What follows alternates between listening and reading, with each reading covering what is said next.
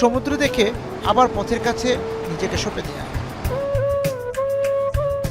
পথে পাহাড় ও সমুদ্রের এক অপূর্ব নৃত্য। পাহাড় থেকে অরণ্যের ইশারা, সেখানে উকি দিতেই উন্মোচিত রাবার বাগান।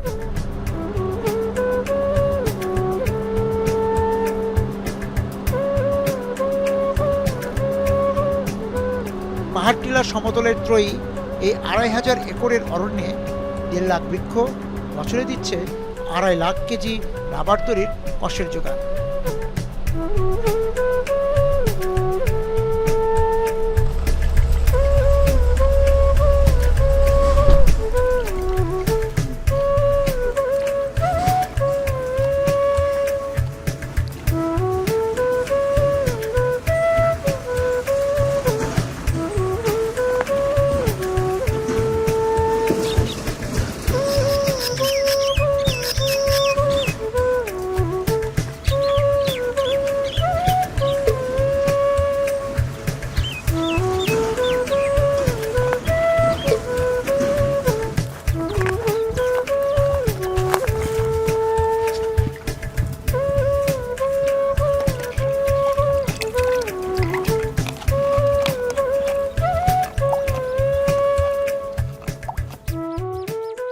প্রতিদিন কি পরিমাণ কর সংগ্রহ হয়? প্রতিদিন মনে করো এখন মানে আপনি কতটুকু কর সংগ্রহ করেন? আমি এখন কষ প্রতিদিন মনে করো ৪০-৪৫ এরকম হয় কেজি? কেজি।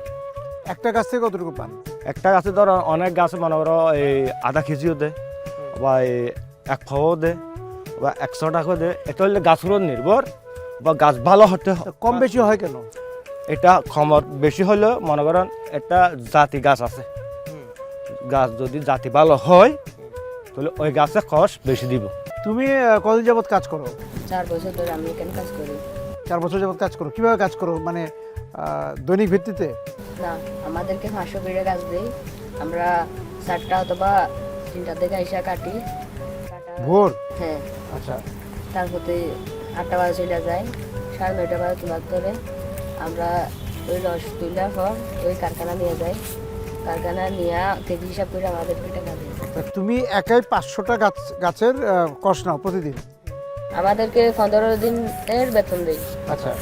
আমি ৯,০০০ অথবা ১০,০০০ পাই। তোমার যা পাওয়ার ১৫ দিনে একবার হিসাব করে দিয়ে দেয়, তাই ৯,০০০ টাকা পাও।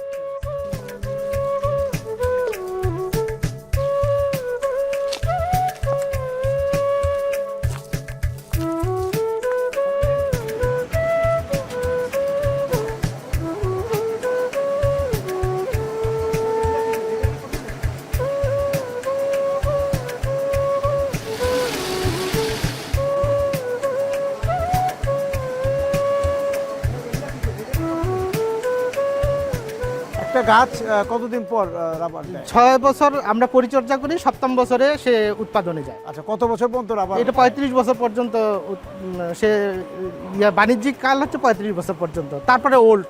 এই রামুতে কি পরিমাণ রাবার উৎপাদন? রামু রাবার বাগানে গত এই অর্থ বছরে প্রায় ২২৫ টন রাবার টার্গেট আছে। 70 থেকে 80% রাবার আমরা কালেক্ট করতে পারি।